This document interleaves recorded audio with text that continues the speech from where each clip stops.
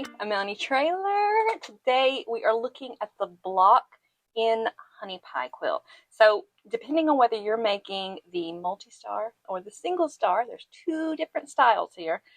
It's going to be kind of the same, but kind of different. So the block goes together the exact same in every style. The difference is the size of the pieces you are using, right? So here's the pattern. What I'm going to do is, this is not a demo, this is kind of just a walkthrough to just kind of guide you through the pattern. The pattern has great instructions and really great diagrams to help you on your way, but you know, there's always a few little things that a brand new quilter might need a little help with. So we're going to talk about those things, and mostly I want to talk about using your pressing spray because it will make things easier to get lined up if precision is your thing. I know it's not everybody's thing. Pressing spray is a yes please, because it just helps you. It helps you cut better. It helps you piece better. Next, we're going to talk about chain piecing just a little bit. I'm going to show you some chain piecing. It'll just make it quicker, particularly if you are working with the multi-star style of this quilt pattern. It's just easier to chain piece everything. So there'll be a little bit about that, a little bit about pressing seams, a little bit about pinning seams. Let's dive in.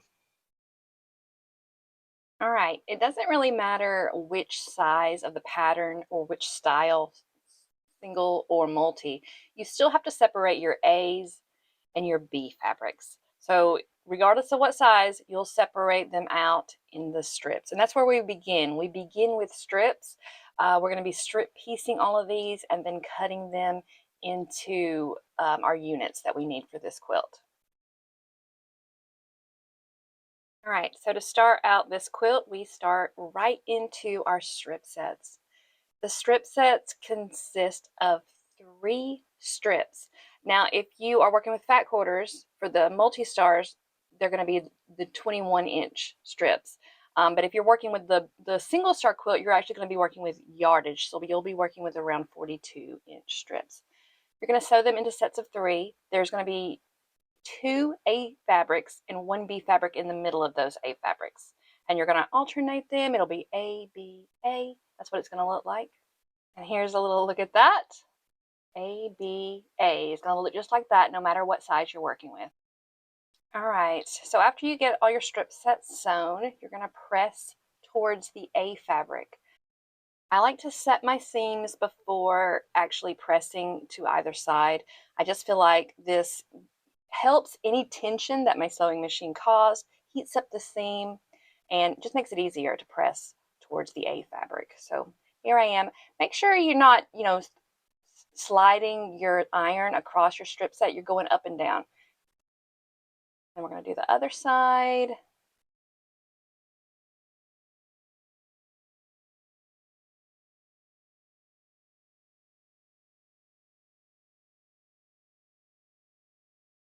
All right, and now we're going to give it a little spritz with some starch alternative spray and press again. And I like to just press it until all those little tiny droplets dry. And I'm basically pressing those seams. That's what I want to make sure is really nice and flat. All right, and here is a little look at how it looks after you've pressed your seam. All right, now for the fun part. You're just going to lay out your strip sets the way you see me doing it here. If you are working with the single star, you're going to have longer strip sets. Fold those in half when you cut them. That way you're cutting 2 at a time. But if you're working with the fat quarter versions, you're going to just do it the way I'm doing it here. And I am going up an inch. So they're not exactly laying on top of each other. They're just a little bit laying on top of each other. I like to start cutting on the opposite end of the selvage. Now, again, if you're working with that single star version, you've got selvage on both ends. So, but if you're working with the fat quarter version, I like to cut from the non-selvage side, and I actually like to start sewing from that side too, just because I feel like I've got more wiggle room in my strip set if I make any kind of errors or, things like that. You can use your basic ruler, but here I am using the Stripology ruler. This ruler, it makes things faster and it makes things easier, but again, the basic ruler would be fine. All right, now each of the styles have different size strip sets. So you've got a size for the fat quarters, then both the singles have different sizes. So the 60-inch single size has one size strip set, and then the 86-inch single star size has a different one. So be sure that you're reading from the pattern that you're actually working with, because they're all very different. And I mean, it's basically like 3 or 4 patterns in a one, with it all of it being different sizes like that. But you're cutting your units from your strip set now. So we're going to have this real efficient, real fast way of piecing, particularly on the single star style. I mean, this is really such a fast quilt. For the multi-star, which is what I'm actually working on, you know, you've got some extra steps here because you have multiple fabrics. I'm actually batch sewing mine, so that's what you're seeing, and you're seeing multiple fabrics. Every block has the same 2 fabrics within it. So you're seeing 2 different blocks on the screen right now. I like to batch sew. I think it makes it faster. So if you're batch sewing like me, remember, just group all these little units by fabrics. All right, and here is a look at that finished strip set. So that was the clean edge, and then that's the selvage edge. And I haven't cut my selvage off. It's still there. The only time you would have cut it off is if you're working on that single star version. You would have already cut yours off. All right, and here is a little look at all of my units laid out for each of my blocks. Okay, fun part over. Time to get into the grind, right? You're going to start sewing background pieces. The pattern really, really details well with diagrams of how you're putting this quilt together. Just take it step by step. Make sure you're sewing with a 1/4 inch, and make it easy on yourself and chain piece these. Let's talk about pinning. There's going to be seams that are pressed open. There's going to be seams that are alternating directions. But when you pin, and you can alternate those directions, you want to nest your seams, make it match up really nicely when you do that.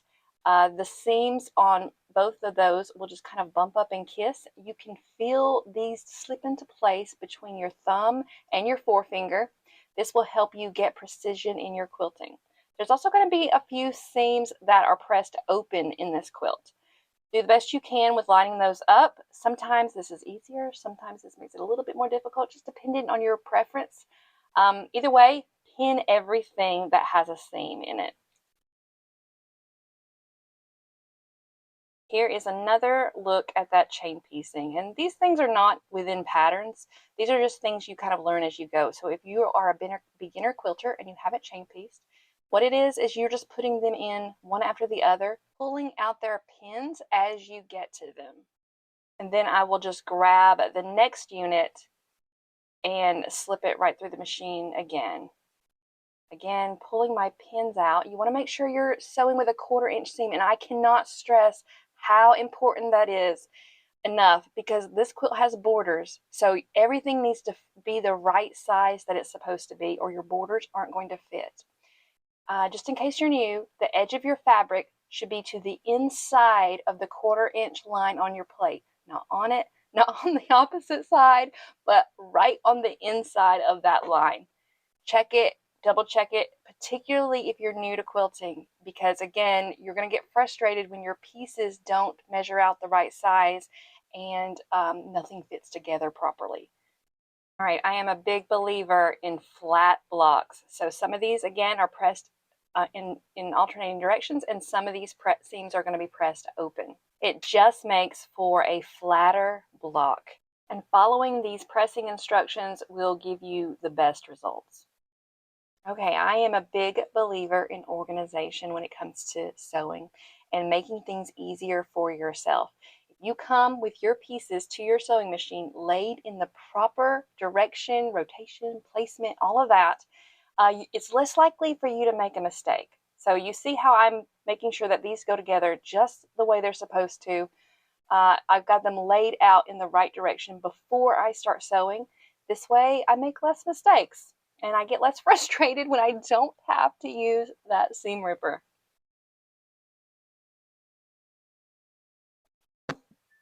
All right, every single unit I sew together, with the exception of my rows, I always set my seams. It reduces tension. Here is a comparison It's slight, but I promise you it's there. And if you are looking for precision and everything lining up just so, these tiny little rules will help you do that better.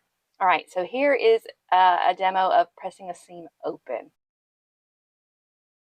All right, here is my flow. I grab the piece, I set the seam, turn it over, slip my finger between those seams to open it up, then gently press, flip it over, and then press again. And then I just kind of go through these. Again, I'm batch pressing here. This is the way I usually work through most quilts. You, of course, can do one block at a time if you prefer, but it all ends up being the same. It's just the way you prefer to work. All right, and here is a little look at one of those corner blocks. And this is what you're working towards on all styles of the quilt. All right, let's look at that sashing between your corner units. You're gonna fold those over, press them in half, the way you see me doing here. That way when you open them up, you have a little guide so that you know where to put this on your block. It just makes it easier. You see how I've lined that up with the center of that corner block unit, just like that. And I'm telling you, if you try to do it without it, you always end up messing it up.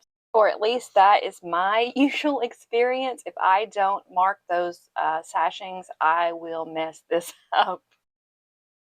All right, here is a look at the finished block. Again, if you're making the single star version, this is going to be huge. But in the multi-star version, it's 26.5 inches. All right, here's a look at the back and all those seams. Using your pressing spray and following those pressing directions will give you the flattest block. All right, if you have not purchased Honeypie Quilt Pattern yet, you can do so right below this video. There are links to everything I talked about and a link to the patterns. Honeypie is a confident beginner pattern, and like I mentioned several times, I think, there's multiple styles. There's 2 styles. There's 2 sizes per style so that you can choose your own adventure, basically. The pattern is available in a paper booklet and PDF download, whatever your preference is. I used to always prefer paper patterns, but lately I've been just pulling it up on my iPad.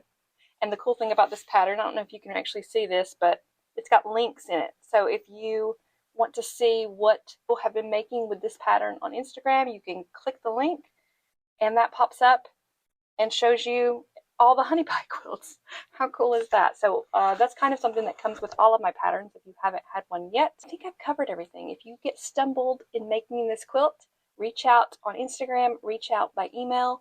I'm here to help you. I think that's all. I will see you next time. Thanks for watching this video.